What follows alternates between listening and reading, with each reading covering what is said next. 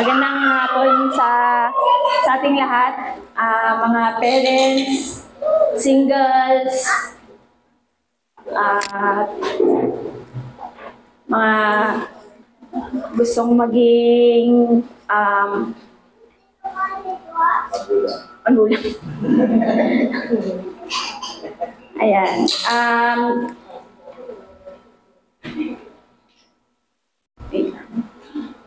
So, may guide kasi na binigay si Pastor Joseph. Ang dami kasing pwedeng i-share at napaka-yaman ng experience ng parenthood namin ni Erdy. We have 18, 15, 14, 10, and 4, going 5. So, 4 sila. Yung question is, what sanctified motivations drive your Christian parenting? Siyempre, dumugo yung ilong ko dun sa sanctified motivations. Tinanong ko pa sa early kasi baka mali yung pagkakaunawa ko sa sanctified motivations. So, tama naman na ito yung hangarin, pinabanal na hangarin, o yung pagsabing motivation, yung nag-uudyok sa'yo na gawin yung bagay kung ano yung goal mo. Yun. At bilang Kristiyano, ang main goal natin ay mapapurihan yung Diyos. Sa lahat ng ating ginagawa, we live for the glory of God. At para madrive ako na maging Kristiyanong magulang sa aming mga anak, na wala ako dati, kasi sa dating church, hindi talaga intentional na may ganito. At general yung mga tinuturo. At salamat sa Diyos dahil nasa salita lang pala yung mga katuruan kung paano ko bilang magulang tuturuan ng aking mga anak. So, ito na yung bilang lang na naisip ko kanina na mga pinabanal na hangarin para sa mga anak ko. Meron na akong certain goal na gusto ko silang mamuhay para mapapurihan yung Diyos. Yan. Isa dito ay matuto sila ng salita ng Diyos at makilala siya ng ayon sa katotohanan. Makapamuhay sila ng may pagsunod at maging kasiyahan nila sumunod. Kasi merong mga sumusunod pero hindi sila masaya na sumusunod. Ang Kristiyano, sumusunod sa Diyos ng may kasiyahan. At mapapurihan nila ang Diyos sa kanilang buhay. So, yun. Dapat tinanggal ko na dito kasi yun yung goal ko. Yun yung goal ko bilang magulang na mapapurihan ng Diyos. At maging buhay na patotoo sila ng pagliligtas ng Panginoong Jesus sa iba. Na maging instrumento sila ng Diyos para sa kaligtasan ng kaluluwa ng iba. Yun. Kung paano ang bawat isa sa atin na mga Kristiyanong niligtas ng Diyos ay naging instrumento din yung iba. Ginamit ng Diyos yung iba para makapakita ng Ebanghelyo. Yun. So, alam ko na gumagamit ang Diyos ng mga tao tulad kung paano ginamit ng Diyos yung papa ko para makilala ko ang Panginoong Jesus sa pamamagitan ng salita, sa pamamagitan ng pag-inutos ng papa ko na mag-church kayo wag na kayo mag-church sa Catholic Church. Yun talaga, inutos niya talaga sa amin ng mama ko. Dito kayo mag-church sa certain Christian church. So yun, nagkaroon ako ng hangarin na nito dahil nakita ko kung gaano mapanira ang kasalanan at natatakot ako para sa kapakanan at buhay ng mga anak ko ngayon, bukas, at sa darating pang panahon at sa walang hanggan na hindi ko kontrolado. Wala sa akin yung kamay ng pang walang hanggan. At salamat dahil nasa Diyos yun. Dahil kung hawak ko ang walang hanggan, kahit pag-aano kasama yung anak ko, walang hustisya dahil makasalanan ako, imperfecto ako. Pero dahil perfecto ang Diyos, siya ay banal, iniaasa ko yung kaluluwa ng mga anak ko sa Kanya. Hindi, tulad ng sinabi ni Erdy kanina, at lagi niya sinasabi, hindi kami laging nandyan para sa kanila, mamamatay kami. Hindi namin alam kung hanggang kailan yung buhay namin. Kahit sino dito sa lugar na to, hindi natin alam kung hanggang kailan tayo nandyan para sa mga mahal natin. So iniisip namin na hanggat may panahon kami at binigay ng Diyos yung panahon na ito sa amin para gabayan sila bilang mga magulang, at ang pinakamainam na ituro namin sa kanila at ipakilala sa kanila ay yung Diyos at yung mga salita niya. At malaking tulong ang lingguhang pagdalo namin sa iglesia na natuturo ng katotohanan sa salita. Linggo-linggo, hindi nga lang linggo-linggo Monday, Wednesday, Friday, may mga Bible studies, may mga group chats, kasi nag-share ng mga Bible verses, may Facebook page, may YouTube, lahat. May mga nakausap sila na mga kapatid sa pananampalataya na mag-i-encourage sa kanila na sumunod sa Diyos at hindi yung tinuturo sa kanila or mag-i-encourage sila na gumawa ng makasalanang mga bagay. At ang naging malapit at ang pagiging malapit nila sa mga Kristiyanong mga nakasalumuhan nila sa iglesia ay naging mga kaibigan at naging parang kapamilya na nga. At sila yung naging impluwensya sa mga anak ko patungkol sa pagsunod sa Diyos at mamuhay sa prinsipyo ng salita ng Diyos.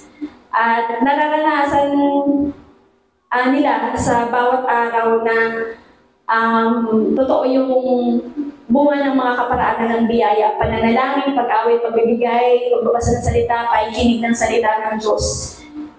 Hindi lang sa iglesia, nagbunga pa ito ng pamilyang pagsamba. Yun yung sinasabi na early na family worship.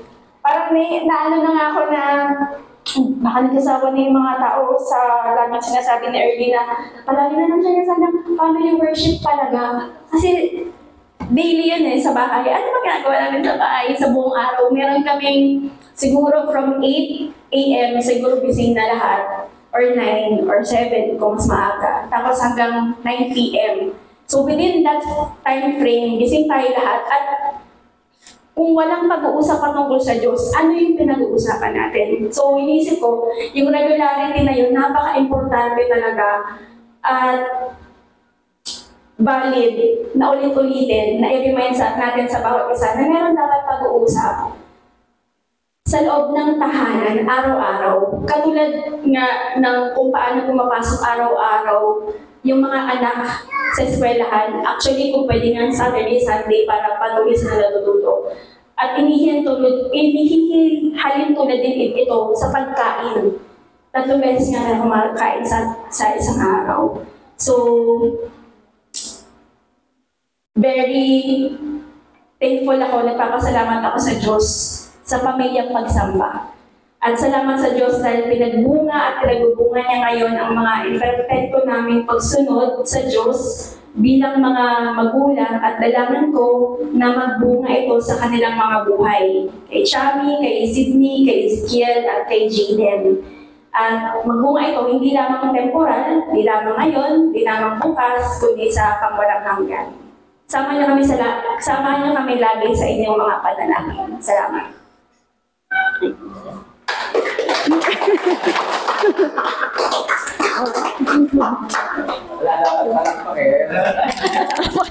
Bakit may pala?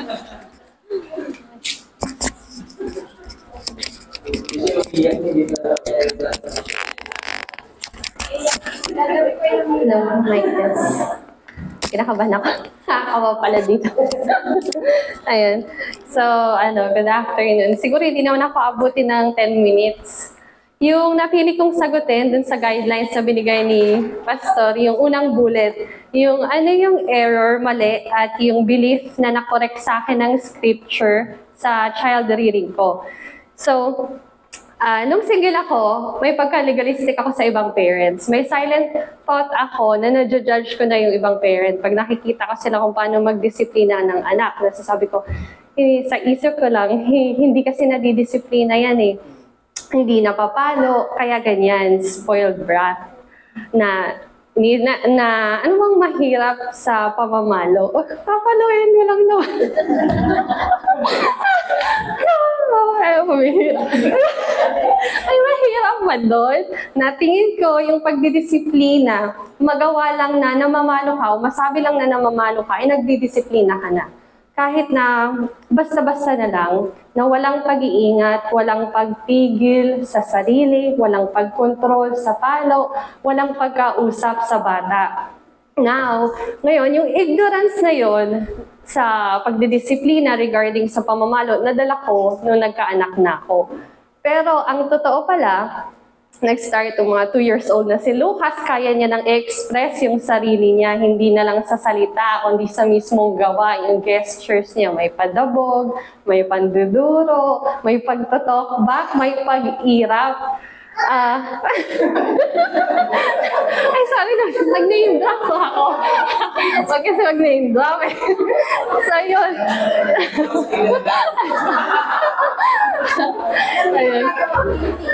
Ayun.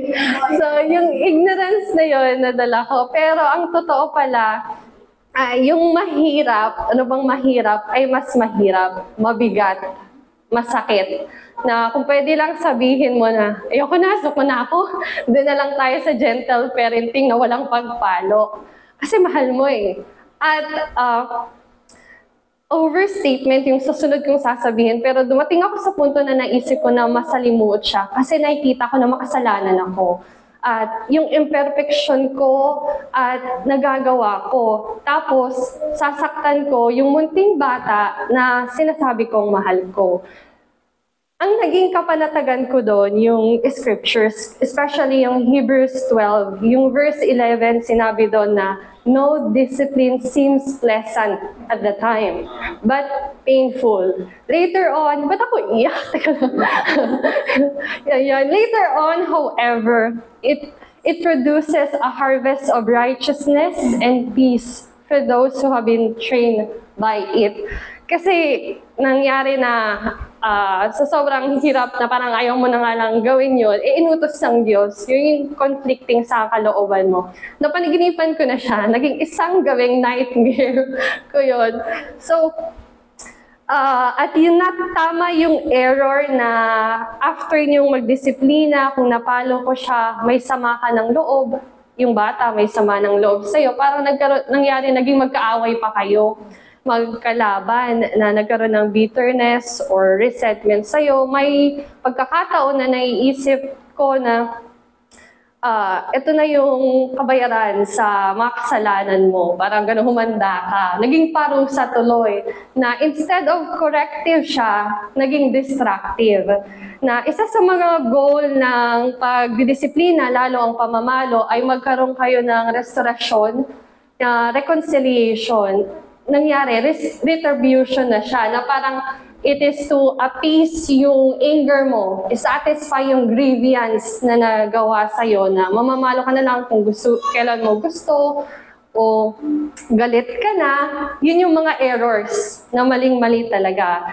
Napaalalahanan ako ng scripture, again, yung sinabi na, do not provoke your children to wrath. May danger at may warning doon sa embittering your children, na maaari silang ma-discourage. At na-realize ko, if done correctly, sa tamang pamamaraan, yung pagdidisiplina na may pagpalo, may harvest, yung sinasabi na righteousness and peace, even at that time. Even immediately, after spanking, na right after spanking, pwedeng magkaroon ng peace sa inyo, possible pala yun, na merong mas intimate, mas close, mas open. Minsan, nagtatawanan pa, nag-i-end. May session na nag-i-end, na naghahagik-gikan, naisip ko na para kaming may sayad. Kasi bago mag-start yung pamamalo, grabe yung iyak, I'm sorry, please forgive me, I don't want spanking. Habang ina-administer mo yun, nilalabanan mo yung sarili mo, pinipigil mo na mamalo ka, na nanggigigil o nagagalit. Tapos maya-maya, nagtatawanan kayo, parang hindi mo reconcile. Pero andun yung fruit, andun yung harvest. At na-realize ko rin to nung may times talaga na kahit ayaw mong humantong dun sa pamamalo, is dun ka mag-i-end dahil ayaw niya nang sumunod sa clear instruction. Na-experience ko yun, namin yun noong mga 1 a.m. or 3 a.m. Kasi si Lucas may time siya na gusto niyang masunod, ini-impose niya yung demand niya, patungkol lang sa kumot, kailangan nakaayos, na-covered lahat, yung ulo niya lang yung nakalabas. Tapos ang susunod nun, kailangan hawak hands. 12:00 ng madaling araw. Tapos susunod, itchy na yung feet niya, itchy na yung hair niya, ouchy na yung ganito niya. Tapos i-explain mo sa kanya, syempre, na time to sleep na, bedtime na. Ang ending niya, I don't want to sleep.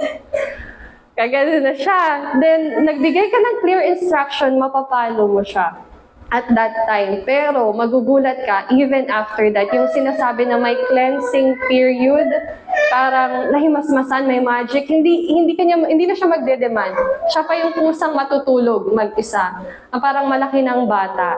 So, yung naging encouragement pa is yung sa Proverbs na sinabi, sa akin, the encouragement is yung, he who spares the rod hates his son, but he who is careful to discipline him loves him. Yun lang po.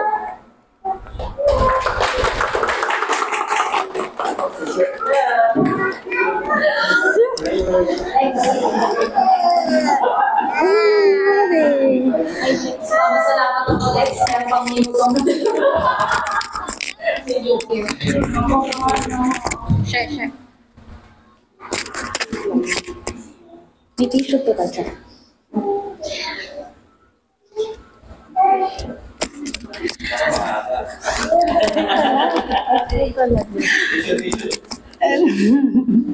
Ayun, sa akin yung how is Christian parenting different from unbelieving parenting? So, dahil ako yung first Christian sa family, so, maraming bagay syempre, na-impart si mama sa akin at syempre na may mga kailangan ding i-correct. So, nagpasalamat ako dito sa Diyos na tinubos ako at pinaunawa sa akin yung kahalagahan na maging Kristiyanong magulang sa mga anak.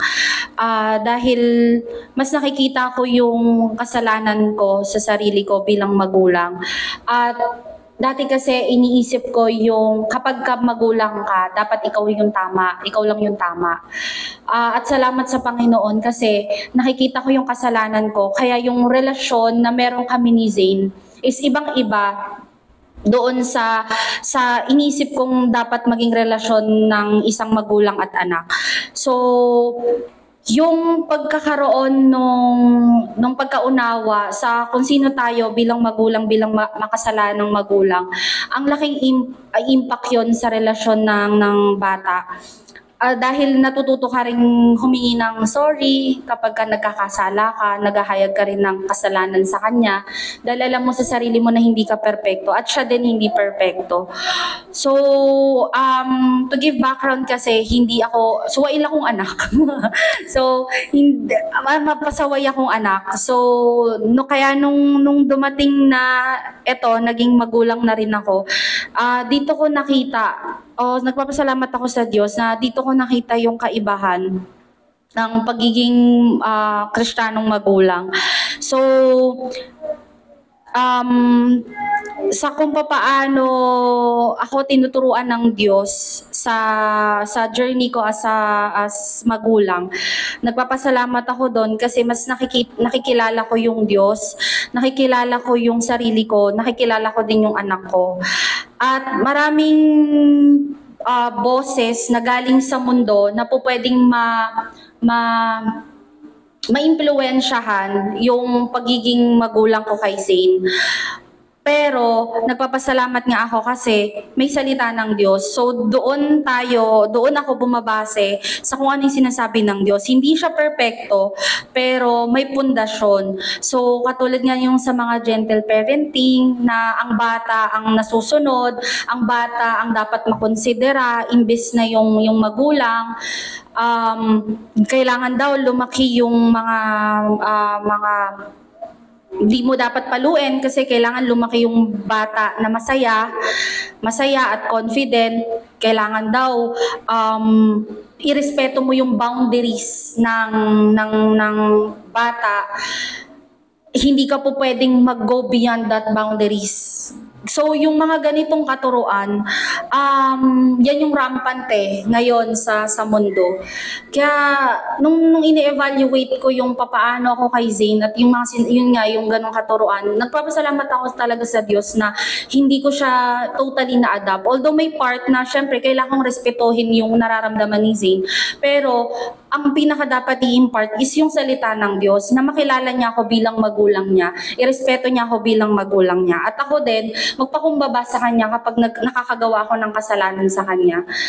Kaya as working parent, ako working parent and single parent, yung mga nakikita kong yung mga fruit or parang yung mga mabait si Zane sa iba, gentle si Zane sa iba, kahit kami sa bahay, hindi kami gentle. Parang naano ko, grabe ang Diyos, napaka mapagpala ng Diyos na sa kahinaan ko bilang magulang, talagang siya yung pumupuna nung mga hindi ko kaya.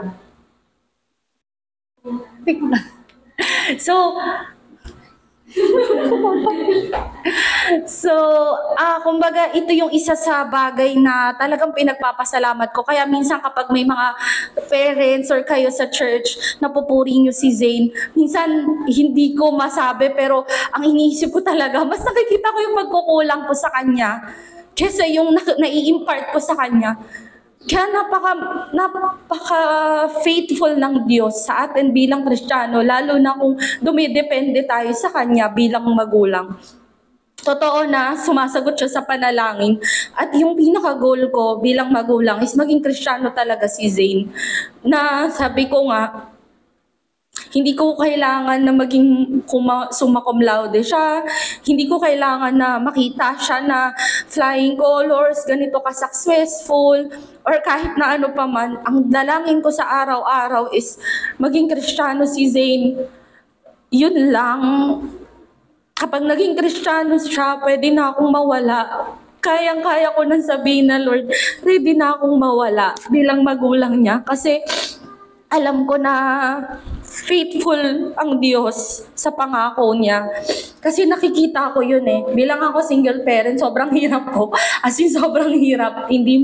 Kung dalawa nga lang magulang, mahirap na. Paano pa yung nag-iisa? Hindi mo na alam kung paano siya palalakahin ng maayos. Kaya lahat ng mga nakikitang magandang traits kay Zane, hindi ko siya inaangkin. Ipinapasa Diyos ko siya na nagpapasalamat ako na lumalaki yung anak ko na may pagkatakot sa akin bilang magulang, may respeto sa iba, at nakukonsidera niya yung iba. Kaya sa atin bilang magulang at Kristiyano, lalo na Kristiyano, manatili tayong umaasa lang talaga sa Diyos. Kahit na anong galing mo, kahit na anong theory mo dyan, kahit na anong steps ang kunin mo pa, hindi yun matutumbasan na umaasa ka sa Diyos. Walang kahit na anong papantay doon. Kaya lagi tayo dapat dumepende sa Diyos. As bilang magulang, yun talaga yung nakita ko, lalo single parent. Yun yung nakita ko. Kaya salamat sa Diyos sa pagiging faithful niya sa aming dalawa ni Zane. Yun lang.